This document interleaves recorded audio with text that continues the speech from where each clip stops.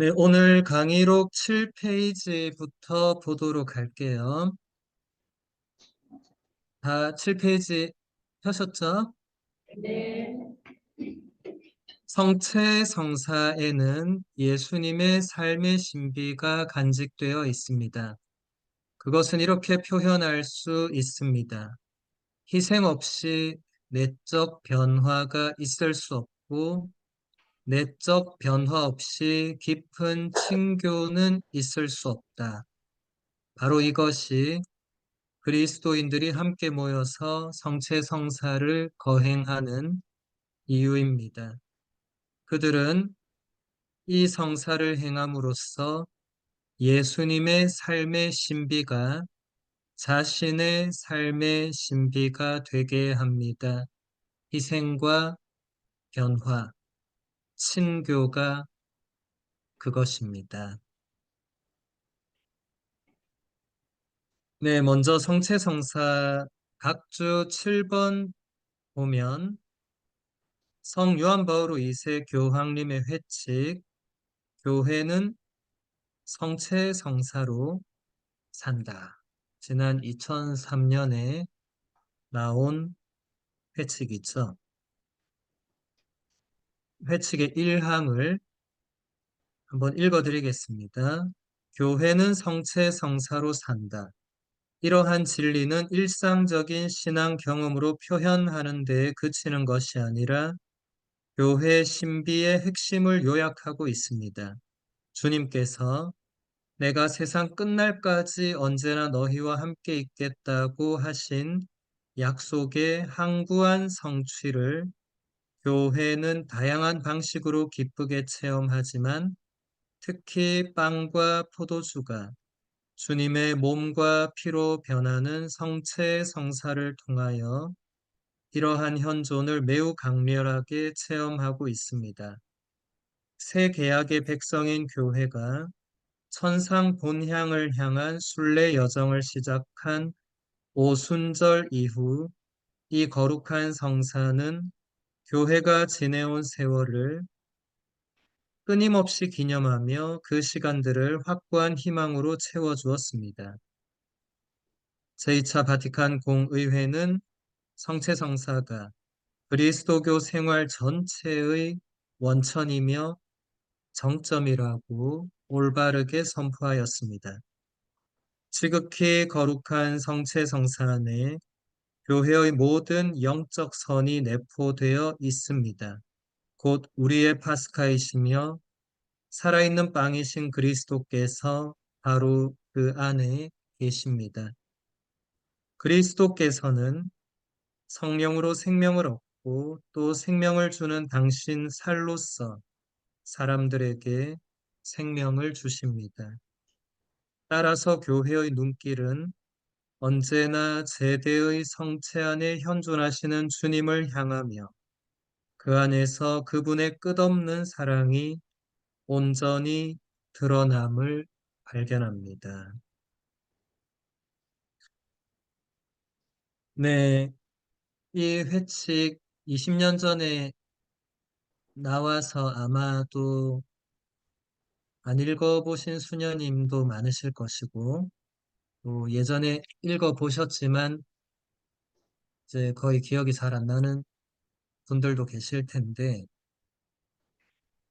교황님의 이름으로 나오는 회칙이나 권고, 교서, 이런 것들은 다 교회의 가르침에 해당이 됩니다.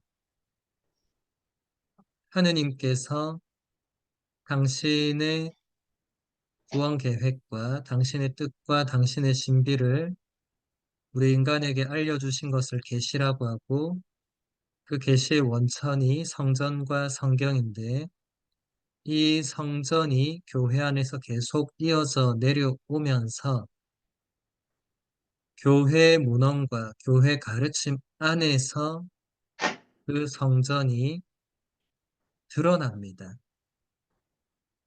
다시 말해서 우리의 신앙의 유산이 그 시대의 언어로 표현되는 것이 교황님의 이름으로 나오는 문헌들입니다. 이게 교황님의 개인 에세이나 수필이 아니거든요.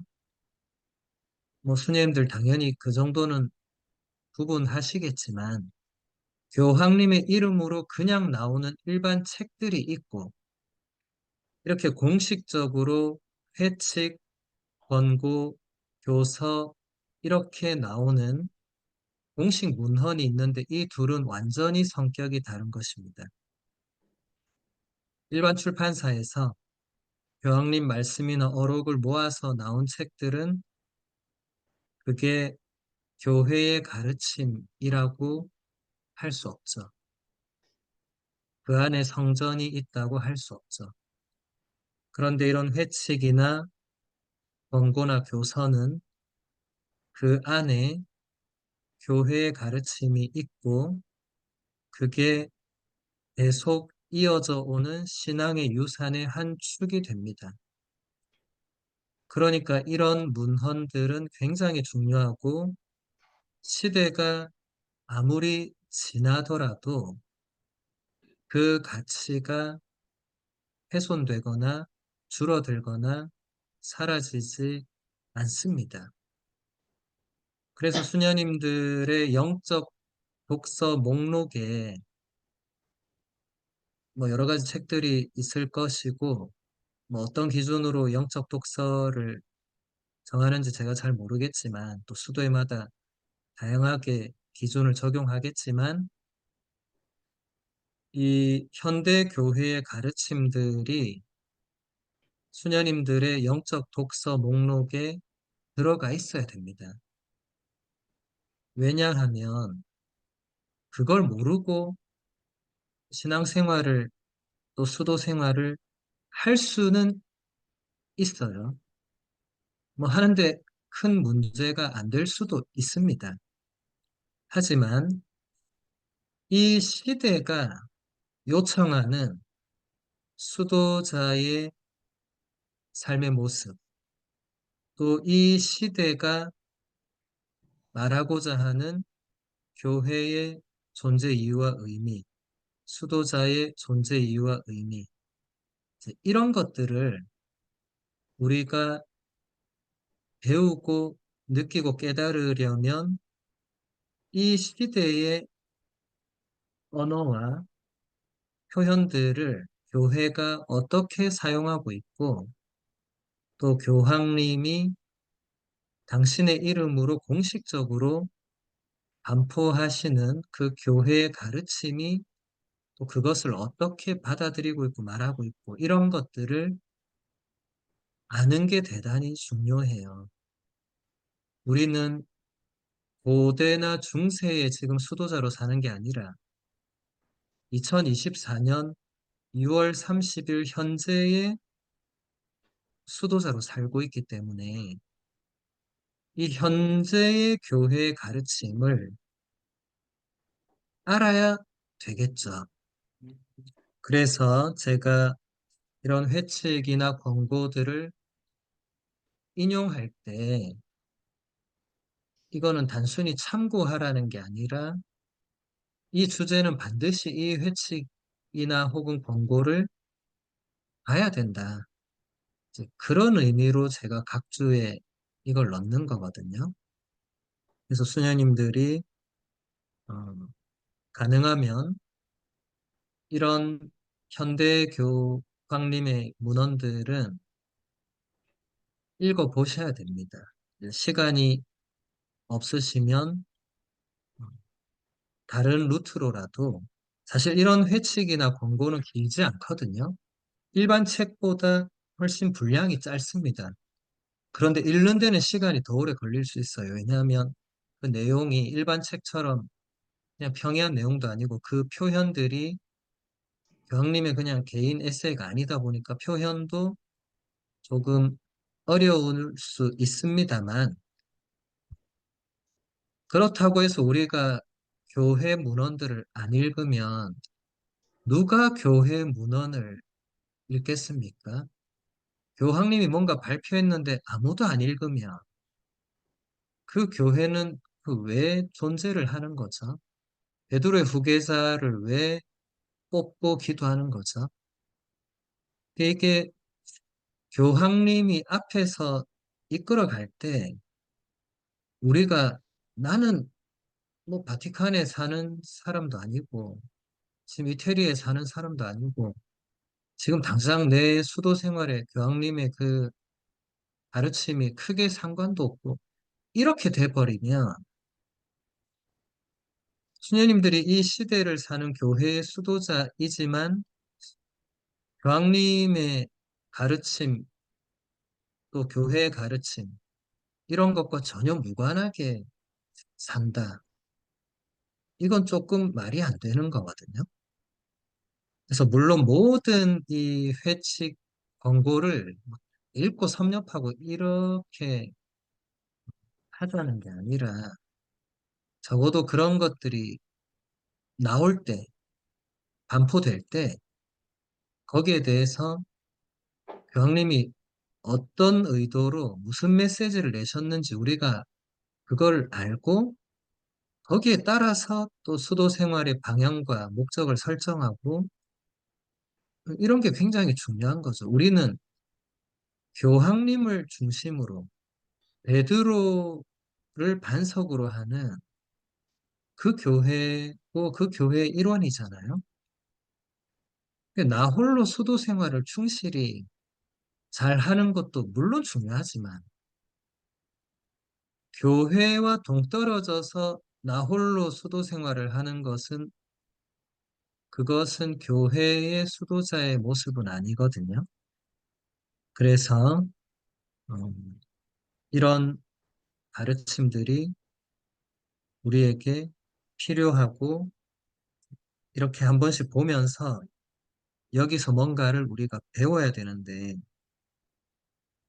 교회는 성체 성사로 산다. 이 한 문장이 많은 것을 말해주고 있죠. 교회는 누구입니까? 교회는 하느님의 백성이죠. 그리고 그리스도의 몸이고 성령의 궁전이고 예수님의 제자 공동체입니다. 지금 우리가 교회입니다. 그러면 우리가 성체 성사로 살아간다.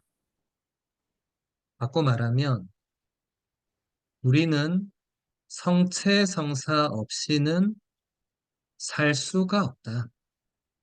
살아 있을 수 없다. 살아 있어도 살아 있는 게 아니다. 이렇게 되겠죠. 매일의 미사가 당연한 것이냐? 저는 신자들에게 자주 매일 미사는 당연한 게 아니다. 그래서 최대한 매일 미사를 드리려고 애써야 된다. 물론 시간이 없고 도저히 안 될 때는 어쩔 수 없지만 그러지 않을 때는 매일 미사를 드려야 된다. 그런데 우리 수녀님들과 우리 사제들은 세상적인 것에 구애를 받지 않는 길을 걸어가기 때문에 일반 신자들처럼 신부님 제가 오늘 미사 드릴 시간이 없었습니다. 이 말은 우리에게는 적용되지 않는 말이죠. 우리의 수도 규칙, 우리의 하루 일과의 중심에는 반드시 성체성사가 있습니다. 그것은 온 세상 어느 시대를 막론하고 모든 수도원 신학교의 규칙과 일과는 그렇게 이루어져 왔고 앞으로도 그럴 것입니다. 영원히. 그런데 그 시간표에만 미사가 중심이고 나한테는 중심이 아닐 수도 있겠죠. 내가 그 일과표에 따라 산다 하더라도 그럴 수 있겠죠. 그래서 제가 이 회칙을 가져온 겁니다. 우리가 성체 성사를 통해서 살고 있는가 그렇지 않은가. 그리고 우리가 성체 성사로 살고 있다고 의식하고 있는가 그렇지 않은가. 그냥 매일 있으니까 그냥 당연하게 그냥 참여하는 거 아닌가. 우리는 인간이잖아요. 그러니까 매일 반복되는 것 안에서 어떤 매너리즘이 올 수도 있고, 또 그 소중함을 놓칠 수 있고, 또 인간적으로 참여하기 싫을 수 있고, 뭐 여러 가지 방해 요소들이 있을 수 있습니다. 교부들이나 성인들은 다양한 업적을 우리에게 남겨주셨는데, 근데 언제나 그분들에게 공통점들이 있거든요. 근데 그 공통점 중에 하나가 본인들이 성체성사로 산다는 걸 누구보다 깊이 인지하고 확신하고 있었다는 겁니다. 모든 교부들과 성인들은 그 부분에 있어서는 예외가 없었어요. 그렇다면 우리도 그분들의 후배들이니까 우리도 같은 정신이 되어야 되겠죠. 같은 정신. 그러니까 이게 단순한 일과의 하나가 아니고 그냥 사제니까 수도자니까 뭐 멜미사 하는 거지 뭐 이런 차원이 아니고 이것 없이는 내가 살 수 없다는 그런 어떤 절박함. 이게 지금의 우리에게 있는가? 우리 한국교회 초대 신자들이 이사를 봉헌하기 위해서 사제를 구하는 그 여정들을 우리가 떠올려 본다면 그 절박함, 사제가 없어서 미사를 드리지 못한 그 안타까움,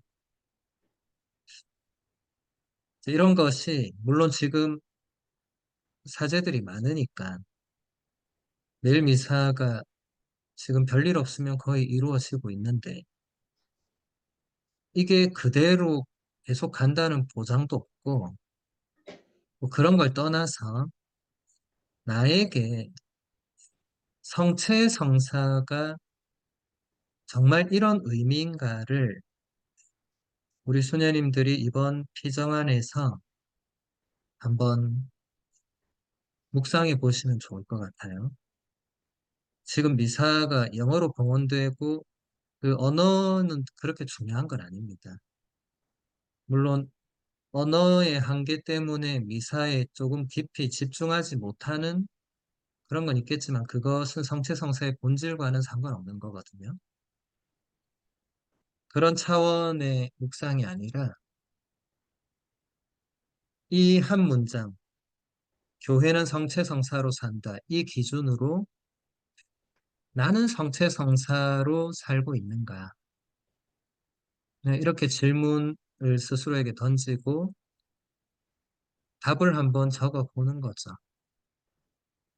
단순히 예, 아니요, 답을 적으시라는 게 아니고 거기에 대해서 본인의 그 생각이나 본인의 내면에서 올라오는 그 무언가가 있을 겁니다. 저는 보좌 신부 생활을 마치고 로마 유학을 가서 처음으로 혼자 미사를 드릴 때 그 이상하고 어색한 느낌을 잊을 수 없어요. 미사를 드리는데 제 앞에 아무도 없고 저 혼자 성호를 긋고 주님께서 여러분과 함께 하는데 대답을 아무도 안 하고 이걸 제가 대답을 해야 되나 말아야 되나 망설이고 왜냐하면 미사 경본에 보면 교우들과 함께 드리는 미사라고 되어 있는데 교우가 아무도 없는데 이걸 굳이 해야 되나? 그런 생각이 들면서 이걸 매일 해야 되나? 왜? 이제 이렇게 되니까 그리고 점점 유학 생활의 어떤 공부의 압박, 시험의 불안, 뭐 여러 가지 일 뭐 이렇게 오니까 점점 미사가 뒷전으로 밀리고 밀리고 밀리다가 나중에는 이걸 왜 매일 해야 되나? 안 한다고 무슨 큰일 생기나? 뭐 아무도 없으니까. 뭐 하든 안 하든 뭐 아무 상관도 없으니까. 그 지경까지 가더라고요. 그 지경까지. 물론 제가 그 지경까지 갔어도 미사를 혼자 하긴 했는데 어느 날 미사를 드릴 때 약간의 체험이 있었어요. 예, 여느 때처럼 그냥 아유, 미사 해야지 하고 혼자서 가서 차리고 재입고 이제 성부와 성자 성령의 이름으로 하고 주님께서 여러분과 함께 이렇게 했는데 원래 아무 소리가 안 들려야 되는데 누군가 또한 사제 영과 함께라고 대답하는 듯한 느낌을 받았어요. 그래서 제가 조금 놀래서 이렇게 주위를 둘러보니까 아무도 없어요. 그래서 형제 여러분 구원의 신비를 하고 이렇게 하는데 누가 또 뭔가 대답하는 듯한 느낌이 드는 거예요. 그래서 제가 혼자 미사 중이지만 속으로 내가 드디어 정신이 이상해지고 있구나. 드디어 선배들이 말하는 이제 유학 생활에 이제 좀 미쳐가는 그 지경에 이르렀구나. 이제 이렇게 생각하면서 나는 이제 어떻게 될 것인가. 근데 이러면서 미사는 계속 진행이 되었는데 그 중간쯤에 저에게 이렇게 강하게 느껴지는 것은 저는 항상 그때까지 아무도 없고 나 혼자 미사 드린다. 이렇게 생각하고 미사를 항상 시작했어요. 그게 사실이잖아요. 아무도 없고 나 혼자 미사 드린다. 근데 그날 미사 중에 성체를 모시고 이렇게 가만히 있는데 예수님께서 내가 너와 함께 있다. 물론 이렇게 지금 제가 말하듯이 말씀하시진 않았지만 그런 뭔가 느낌이 오면서 또 제가 한번 두리번거렸거든요. 오늘 뭔가 좀 진짜 이상하다. 물론 아무도 없습니다. 근데 그 순간에 제가 깨달은 것은 미사는 나 혼자 드리는 게 아니고 비록 참례하는 교우는 아무도 없더라도 미사는 예수 그리스도께서 집전하시는 거라고 제가 스님들한테 강의 때도 얘기했고 제가 신학생 때도 배웠고 제가 그걸 너무나도 잘 알고 있었는데 실제로 혼자서 미사를 드릴 때는 그게 한 번도 제 마음속에서 적용된 적이 없었던 걸 깨달은 거예요. 굉장히 놀라웠어요, 제가. 아니, 어떻게 그거를 전혀 의식하지 않고 맨날 오늘도 아무도 없다. 이걸 왜 해야 되나 하면서 성부와 성자. 맨날 그러다가 그날 내가 여기 있다고, 내가 이 미사 안에 너와 함께 있다고 하시는 예수님의 뭔가 그런 말씀이 느껴지면서 미사는 나 혼자 드리는 게 아니라는 거를 너무나 당연한 사실을 제가 그날 처음 깨달은 거예요. 저 혼자서. 저는 그때 많은 것을 생각했는데 우리가 알고 있다고 생각하는 진리 혹은 그런 뭔가에 대해서 제대로 알고 있는 게 아닌 경우가 너무나 많다는 거를 그 순간 느꼈고 그걸 우리가 자신의 존재와 삶에 제대로 적용하지 못할 때도 많다는 것을 느꼈고 무엇보다도 미사는 언제나 예수 그리스도께서 집전하시고 거기 계시고 거기서 희생 제사를 봉헌하시고 거기서 피를 흘리시고 거기서 당신 몸과 피를 내어 주시는데 제가 혼자 있을 때 이걸 한 번도 생각하거나 의식하지 않았다는 이 엄청난 사실에서 제가 그날 평소에 미사 혼자 하면 15분 걸리는데 그날 2시간 넘게 걸렸거든요. 시간은 중요한 게 아닌데 제가 그날 뭔가 이게 나 혼자 이러진 않을 것 같다는 또 생각을 하게 됐어요. 물론 이게 저 혼자만의 체험이길 바라지만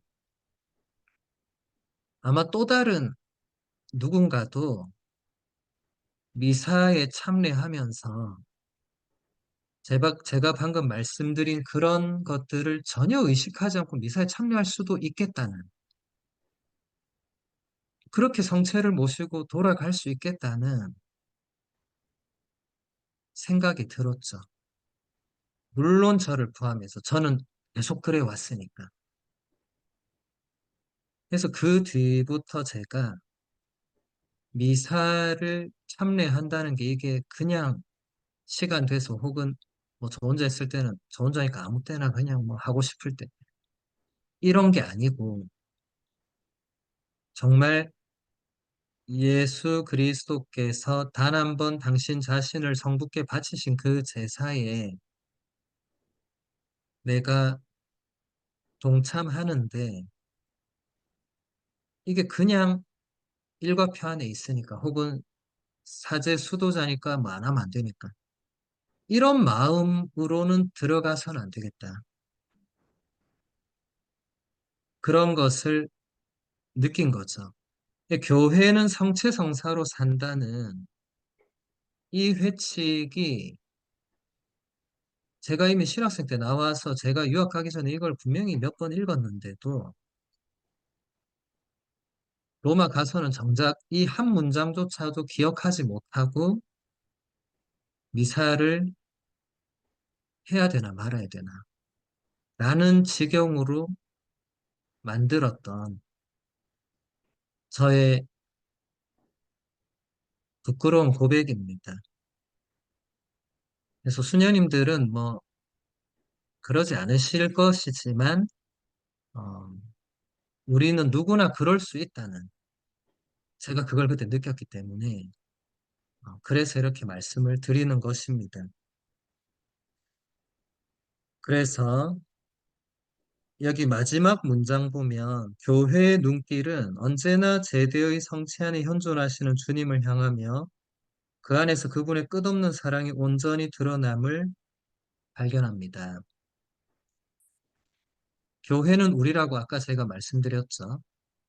그래서 여기에 우리 혹은 나를 넣어서 다시 한번 읽어보겠습니다.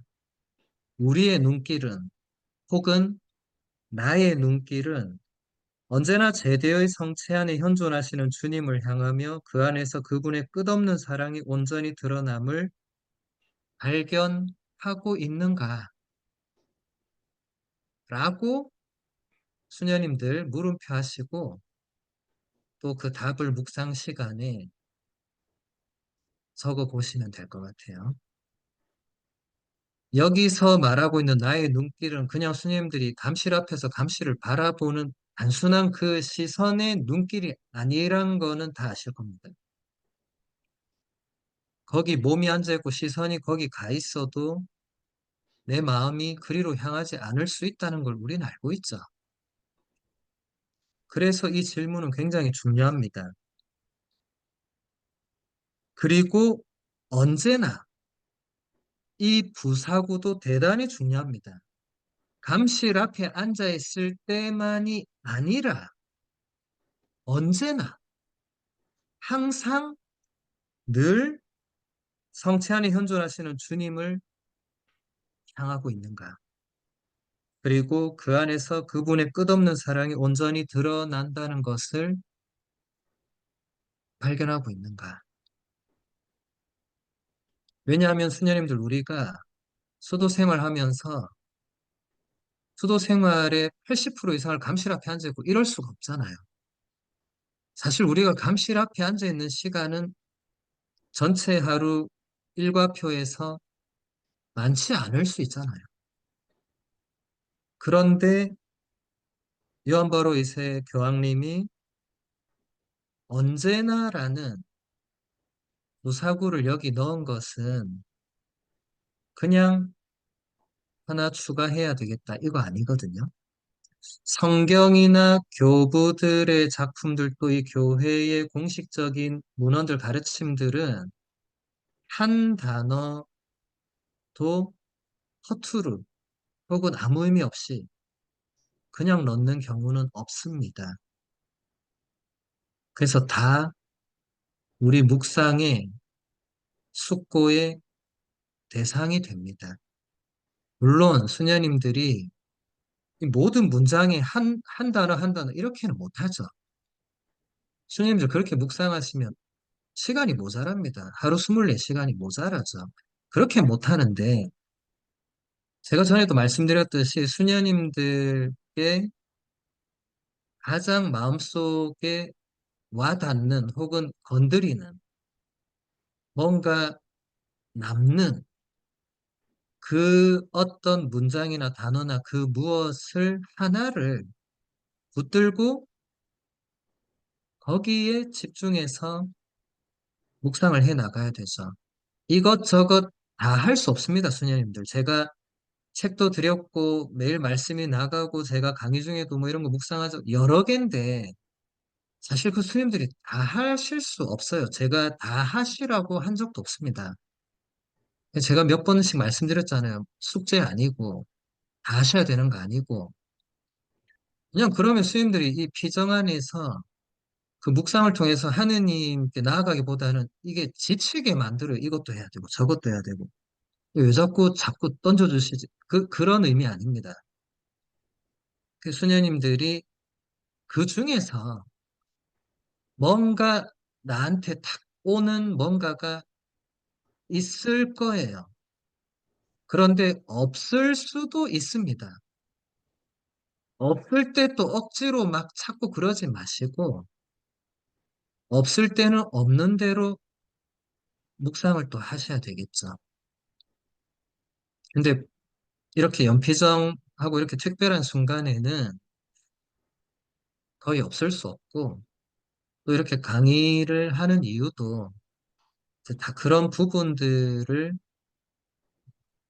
건드리는 그런 게 이제 강의의 역할이니까. 그래서 수녀님들 꼭 제가 이거 묵상해 보세요 하는 그 부분만이 포인트가 아니고, 그날 하루 중에 무엇이든지, 또 꼭 강의가 아니더라도, 그날 하루 중에 무엇이든지, 혹은 그 전 시간에 무엇이든지, 수녀님들 내면에서 올라오는 것, 어떤 느껴지는 것, 보이는 것, 뭐든지 다 묵상의 대상이 됩니다. 그 중에 하나만 가지고 들어가면 됩니다. 이것저것 다 하실 수 있는 분은 또 다 하시면 됩니다. 제가 전에 묵주기도 말씀드릴 때 버스에서 요한버루이스 교황님은 매일 20단을 하셨고 베네딕토 교황님은 하루에 3단 정도를 못 하셨다고 말씀드린 게 이런 맥락이에요. 어떤 분은 이것저것 다 하실 수 있을 거예요. 나는 괜찮은데 그러실 수 있을 거예요. 그런 분은 그렇게 하시면 됩니다. 근데 어떤 분은 하나도 묵상하다가 이게 지칠 수 있을 거예요. 그러면 그 하나를 그냥 그날 하루 동안 거기 머물러 있으면 됩니다. 딴 거를 못했네. 못해도 됩니다. 그 다 해야 우리가 피정이 완성되고, 아니에요. 그런 건 아닙니다.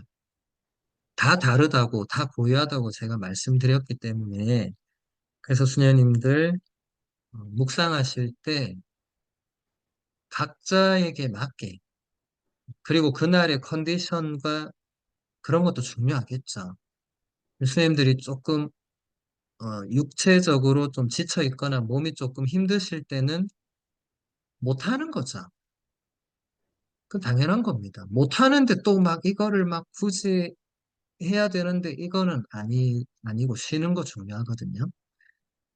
그래서 수녀님들 지금 이 여정이 우리가 이제 중반을 넘어섰기 때문에 이게 사실 굉장히 지치는 거거든요. 이 피정을 정말 하루하루 지금 수님들이 깊게 들어가고 있으면 이게 정신적으로, 육신적으로 상당한 에너지를 쓰기 때문에 지칠 수 있습니다. 그래서 그 마지막까지 수녀님들 그 육신적인, 내적인 그 컨디션 조절도 굉장히 중요해요. 그냥 뭐, 이렇게 뭐 또 지나가고 내년에 또 하면 되지.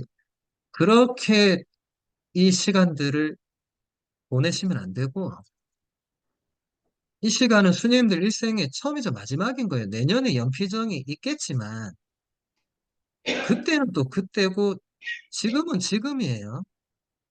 그러니까, 뭐 작년에도 했고, 올해도 지금 하고 있고, 내년에 이렇게 받아들이면 안 되는 겁니다. 미사도 마찬가지고, 모든 것은 지금 그 순간에 유일하게 이루어지고 있는 거잖아요. 그래야 그 소중함을 우리가 느끼잖아요. 그러지 않을 때는 자꾸 그 시간의 소중함, 그 의미들을 놓칠 수 있죠. 자, 다시 본문으로 돌아오면 희생 없이 내적 변화가 있을 수 없고 내적 변화 없이 깊은 친교가 있을 수 없다. 네, 루돌프 신부님이 성체성사를 한 문장으로 표현하신 건데, 근데 이걸 일단 우리 각자에게도 좀 적용시켜 본다면, 우리도 수도 생활을 하면서 희생 없이는 내적 변화가 있을 수 없습니다. 그건 분명하죠. 그리고 내적 변화 없이 깊은 친교도 있을 수 없습니다. 그 또한 당연하죠.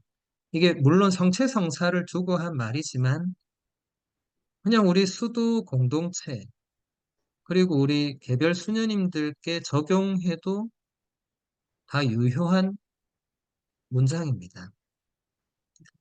그럼 거꾸로 가볼게요. 깊은 친교를 이루기 위해서는 내적 변화가 먼저 이루어져야 됩니다. 그리고 내적 변화가 이루어지려면 희생이 필요합니다. 이 문장도 유효합니다. 성립됩니다. 수님들 이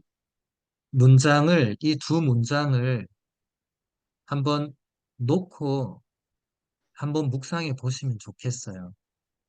이거는 제가 금방 말씀드린 대로 원래 문장 순서대로도 유효하지만 역순으로도 유효하다. 그러니까 우리가 수도 생활을 할 때 희생 없이 뭔가를 얻으려 한다면 내적인 변화는 거기에 없다는 거예요. 뭔가 얻어지는 것은 있을 수 있겠지만 내적으로 깊어지고 변화하는 것은 그냥 얻어지는 열매가 아니죠. 그리고 내적인 변화가 없는데 신교가 깊어진다. 그건 뭐 수녀님들 경험으로도 더 잘 아시는 바와 같이 안 되는 거죠. 수녀님들이 평생을 공동 생활을 합니다. 그래서 제가 그냥 수행들께 농담 반 진담 반으로 순교자의 삶이다, 그거는. 제가 지금 공동 생활 안 하기 때문에 그 이유만으로도 수님들을 존경한다고.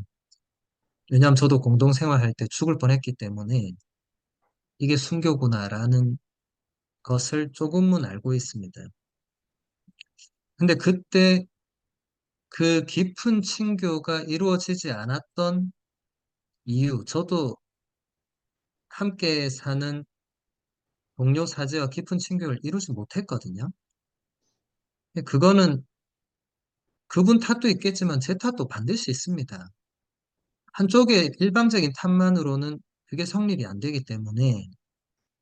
그래서 제가 이제 여기 와서 공동 생활에서 벗어나서 이제 은수 생활로 접어들어서 왜 깊은 친교가 이루어지지 못했을까? 처음에는 상대방 탓만 하고 있는 저 자신을 보게 되었죠. 왜냐하면 제가 일방적으로 예, 후배 입장이고, 그러니까 힘이 없고, 당하고, 밀리고, 시킨 대로 해야 되고, 나는 다 그렇게 했는데, 계속 이렇게 가는 거예요. 근데 계속 이렇게 가니까 아무것도 맺어지는 게 없어요. 거기서 얻어지는 유익한 열매나 그런 게 없어요. 그리고 답도 없고 아무것도 없어요. 그런데 제가 이 문장을 보면서 저한테 적용되는 탓이 여기 다 있다는 걸 알게 됐습니다. 깊은 친교가 이루어지지 않았던 것은 제가 내적 변화가 충분히 이루어지지 못했었고, 그리고 제가 나름 희생하고 있다고 그때는 생각했지만, 뒤돌아보니까 제가 전혀 희생하지 않았다는 걸 알게 됐어요.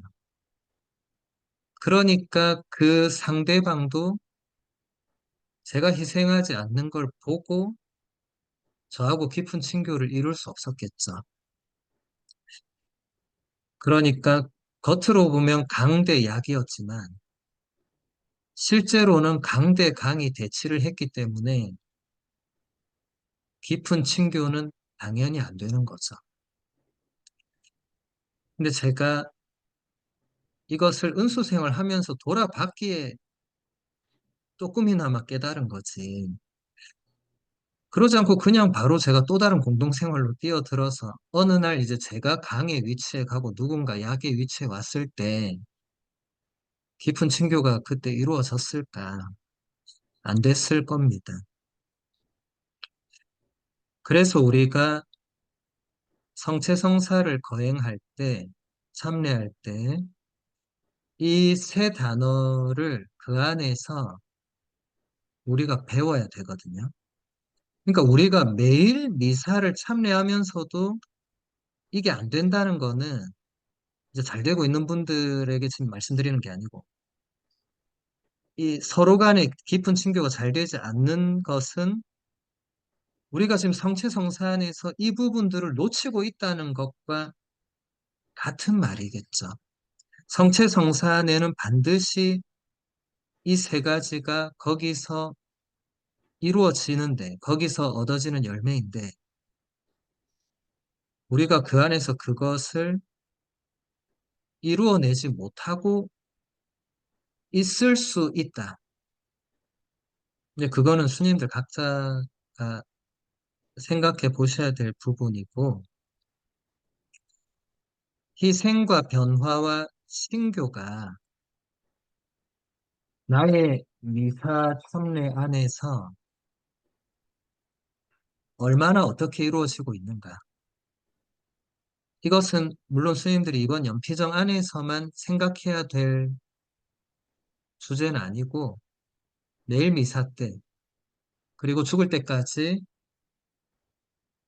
생각해야 될 주제죠. 이 단어들이 우리 안에서 특히 미사를 통해서 그 열매가 맺어질 때 친교가 가능하다. 저는 그렇게 생각합니다. 루돌프 신부님도 같이 생각하니까 이렇게 썼겠죠. 그 다음 본문. 주님은 현존하신다. 이는 무엇을 뜻하는가? 언제나 나를 기다리는 분이 계십니다. 주님은 나를 위해 현존하시는 분, 따라서 내가 있는 그대로 다가갈 수 있는 분입니다. 모든 사람은 저마다 부담 없이 가까이 다가갈 수 있는 상대방을 필요로 합니다. 만프레드 하우스만은 이렇게 말합니다. 인간은 모든 것을 하느님께 말씀드릴 수 있습니다. 자신을 가장 잘 이해한다고 생각하는 절친한 친구나 사랑하는 사람, 부인이나 남편에게 이야기할 수 없는 것까지 말씀드릴 수 있습니다. 자신에게조차 말하기 두려운 것, 늘 몸서리치면서 멀리하고 싶은 생각까지도 하느님께는 말씀드릴 수 있습니다. 그만큼 인간은 하느님을 깊이 신뢰할 수 있습니다. 여기서 모든 사람은 저마다 부담 없이 가까이 다가갈 수 있는 상대방을 필요로 한다고 했습니다. 저는 전적으로 동의하는 바인데, 여기서 모든 사람은 교황님 같은 분도 포함하는 거예요. 뭐, 우리들 한 사람 한 사람은 당연한 거고, 우리 각자에게 저마다 부담 없이 가까이 다가갈 수 있는 누군가가 필요하다. 그래서 제가 영적 지도자, 영적 동반자, 이 말을 거의 매 강의 시간 혹은 수행들과 함께 있을 때 계속 얘기해온 게 바로 이 측면 때문이었습니다. 다시 말해서 지금 수녀님들을 영적으로 동반하고 있는 누군가, 혹은 영적으로 지도해주고 있는 누군가는 이런 존재가 되어야 되는데, 그러지 못한다면 문제가 발생할 수밖에 없겠죠. 영적 지도나 동반이 되지 않는다면 문제가 있을 수밖에 없고, 또 그 직무 혹은 그 역할을 하고 있는 분이 이 문장에 해당되지 않아도 문제가 발생하겠죠. 이해가 되십니까? 나를 지금 영적 지도해주는 혹은 영적 동반해주는 분이 내가 부담 없이 가까이 다가갈 수 있는 상대방이 아니라면 그 영적 지도나 동반이 제대로 될 수 없겠죠. 왜냐하면 수녀님들이 있는 그대로의 나를 그분에게 열어 보일 수 없으니까. 이게 참 안타깝지만 모든 수도회나 신학교나 사제단이 정말 그 사람에 꼭 맞는 영적 지도자나 동반자를 딱 임명할 수는 없습니다. 그거는 현실적으로 거의 불가능에 가깝죠. 그래서 순명이 필요한 거예요. 맞지 않아도 따라야 되는 경우들. 아마 수녀님들 입회부터 지금까지 그런 경험들 해오셨을 거예요. 뭔가 이게 저분이, 그러니까 그 영적 지도자군 동반자가 나의 성소 식별에 도움을 주는 게 아니라 나의 수도자로서의 이 여정에 도움을 주는 게 아니라 오히려 방해가 된다거나 짐이 된다거나 나를 괴롭게 한다거나 뭐 그럴 수 있어요. 수녀님들 나 혼자만 그렇다 이렇게 생각하시면 안 됩니다. 아마 누구나 입회 후에 지금까지 한 번 이상은 그런 경험들이 있으셨을 거예요. 진짜 말도 안 되는 담당 수녀님을 만나서 그 한 해 동안 죽도록 고생한 수녀님들 계실 거예요. 저도 신학교 때 그런 경험이 있었습니다. 그래서 그때 정말 제가 이렇게 해서 신부가 되는 게 무슨 의미가 있겠나 이런 좌절도 하고 그랬어요. 근데 그게 우리에게 지금 우리를 여기까지 오게 하는 데에 뭐 결정적으로 걸림돌이 되거나 이러지 않았잖아요. 그래서 우리가 저마다 부담 없이 가까이 다가갈 수 있는 그런 누군가를 필요로 하는데, 그런 누군가가 영적 지도자나 영적 동반자면 가장 좋겠지만, 그렇지 않을 수 있다는 걸 일단 전제로 받아들이고, 그리고 나서, 그러면 그분을 제외하고 나와 가장 가까운 동기 수녀님이나 절친 수녀님이나 혹은 또 다른 제3의 사제나 혹은 뭐 친 언니나 뭐 누구나 뭐 있을 수 있어요.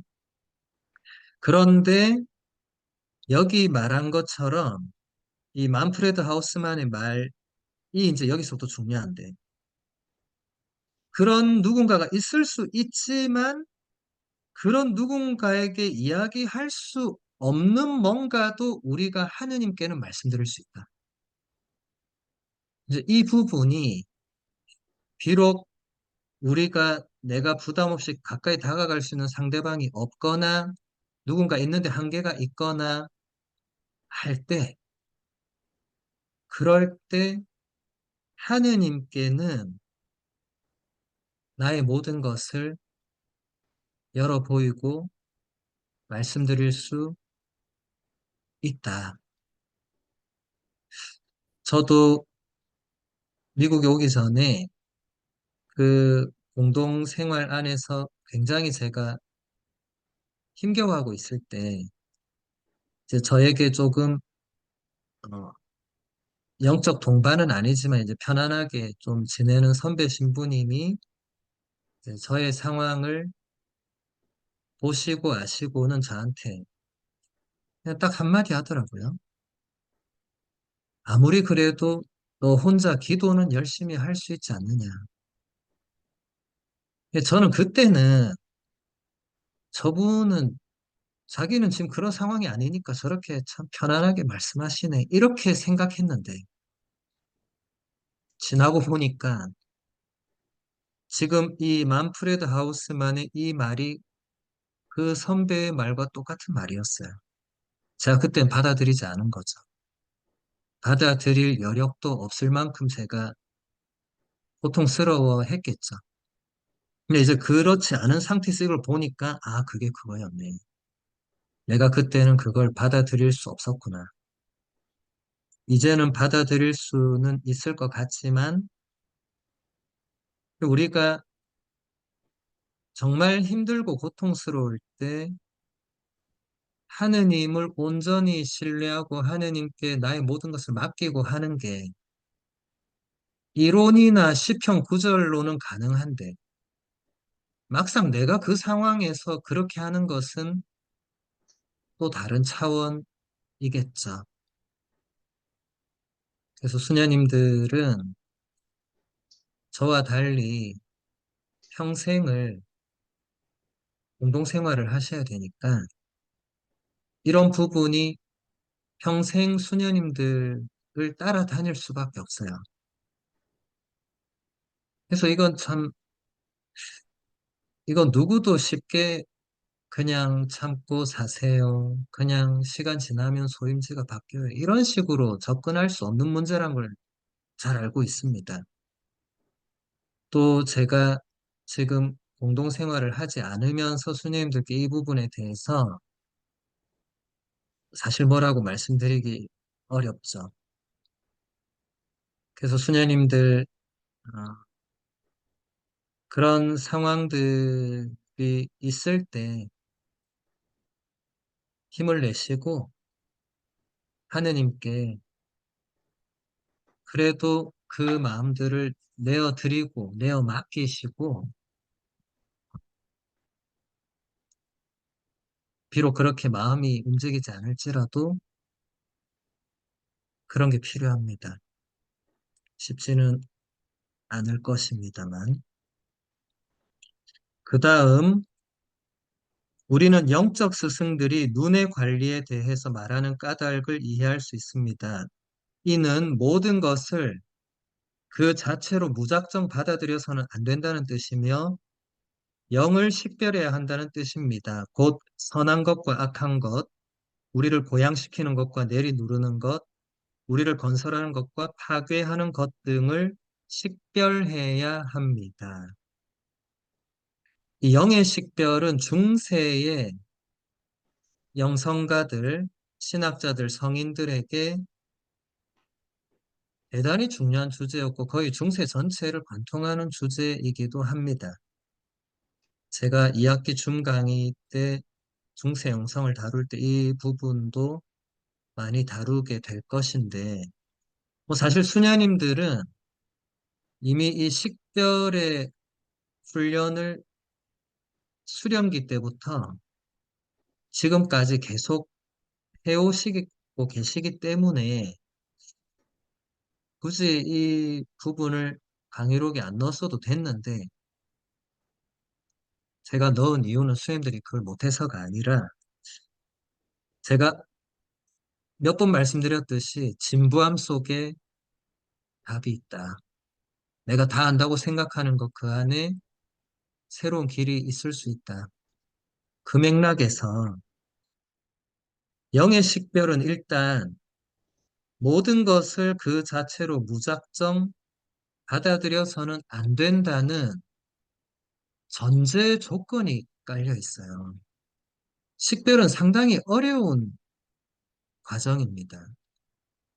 식별을, 그래서 식별을 도와주는 영적 지도자나 동반자가 반드시 필요한 거고, 그래서 제가 수행들께 혼자서 뭔가를 결정하지 말라고 말씀드린 것도 그 맥락이에요. 내가 식별한 게 정말 하나님 뜻인지 아닌지를 내가 혼자 다 판단하고 결정해버리면 그러지 않을 수 있는 가능성이나 위험이 있기 때문에 반드시 누군가에게 식별의 도움을 청해야 됩니다.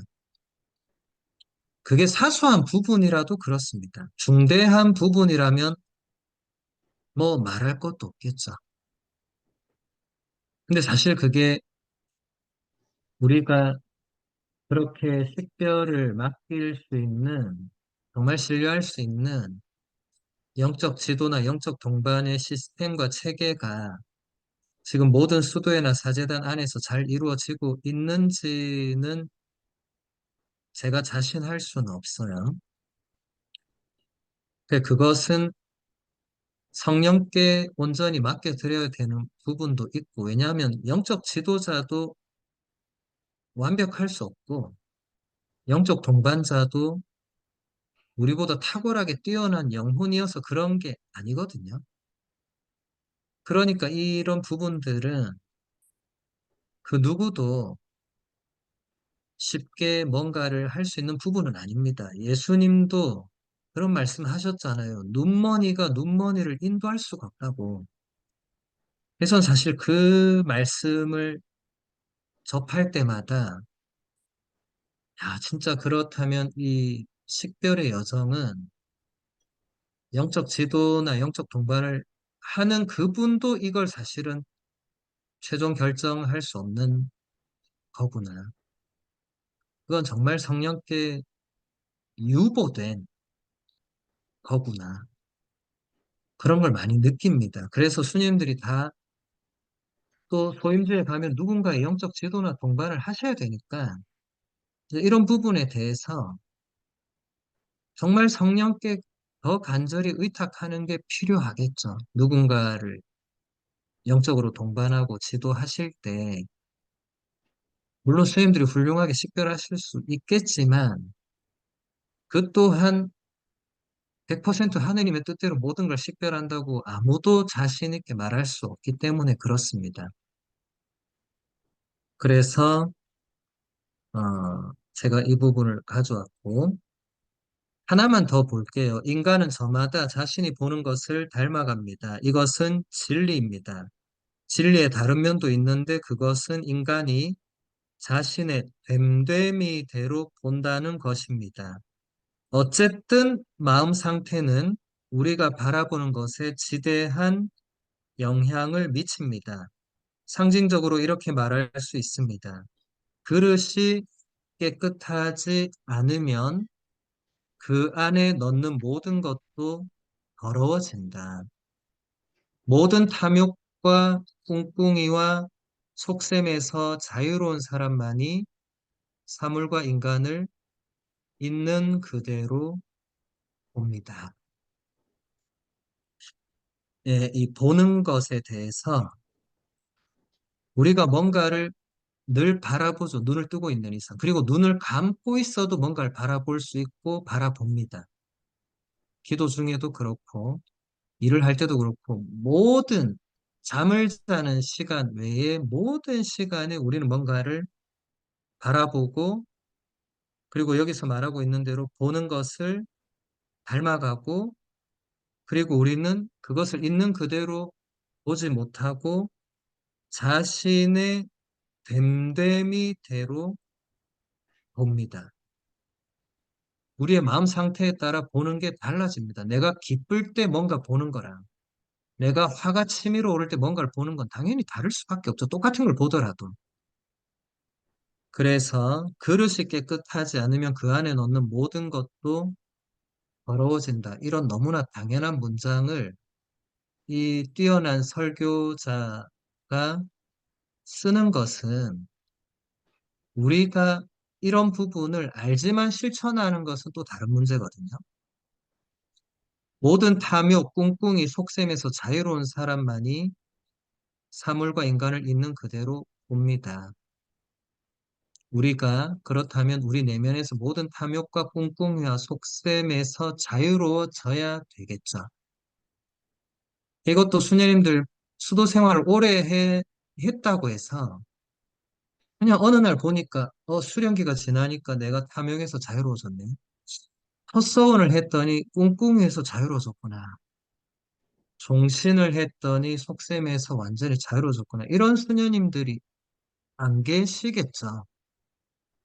계시다면 제가 설명할 수 없는 분입니다.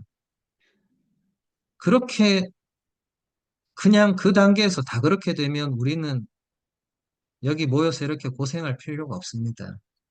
자동으로 성인 품에 다 오르게 되겠죠. 이게 제가 왜 이걸 얘기하냐면 우리가 사물과 사람을 있는 그대로 보는 게 그만큼 일단 어렵다는 것이고 우리가 동료 수녀님들 서로를 바라보는 그 눈길이 항상 그게 있는 그대로가 아니라는 것이고 한계가 있다는 거고 나의 됨됨이와 나의 그릇이 거기서 굉장히 작용한다는 거고 그래서 이게 우리가 서로 간에 깊은 친교를 이루는 데 있어서 방해물이 될 수 있다는 것이고 그래서 아까 말씀드린 그 내적 변화가 필요하고 희생이 필요하다는 겁니다. 이게 다 연결이 된다는 거예요. 수녀님들은 죽을 때까지 공동생활을 하셔야 되기 때문에 이 부분이 너무나 중요해서 제가 가져온 거고 지금 마지막까지 이 부분은 같이 본 겁니다. 그래서 어, 오늘은 여기서 마무리하고 선생님들 우리가 이제 벌써 중반을 넘어서 후반으로 가고 있기 때문에 하늘은 땅에서 열린다는 주제는 오늘까지만 보겠습니다. 그러니까 나머지 8페이지 이후부터의 강의록은 수녀님들이 개인 묵상 때 혹은 이번 피정엔 도저히 시간이 안 되면 거인지 가셔서 나머지 부분 읽고 묵상하시면 됩니다. 그래서 내일 시간에는 그 다음 주제 프란체스코 살레시오 성인의 가시 속의 장미 한번 보고요. 그것도 그 한 시간밖에 못 봅니다. 이제 시간이 없으니까. 그 다음 시간은 교부 아프라하트와 시간이 좀 더 된다면 그 에프렘까지. 왜냐하면 그건 수녀님들이 거의 접하지 못하는 교부들이기 때문에. 그리고 마지막에는 교부들의 그 영적 유산. 제가 지금 다 드린 강의록 안에 있는 거예요. 근데 우리가 어차피 다 볼 수 없기 때문에 제가 미리 말씀드리는 겁니다. 왜냐하면 예습을 또 충실히 해오는 수님들이 계실 수 있기 때문에 열심히 8, 9, 10페이지 읽고 하는데 제가 딴 거 하면 얼마나 허탈하겠어요. 얼마나 성질나겠어요. 그래서 미리 말씀드리는 것입니다. 예, 그래서 수녀님들, 내일은 바로 프란시코 살레시오 성인의 그 가시 속의 장미 그 앞부분 조금 보고, 모레는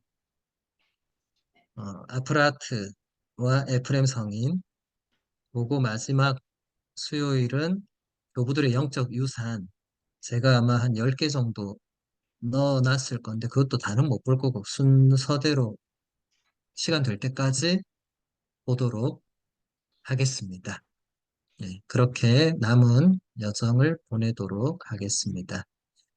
오늘 강의 여기서 마무리할게요.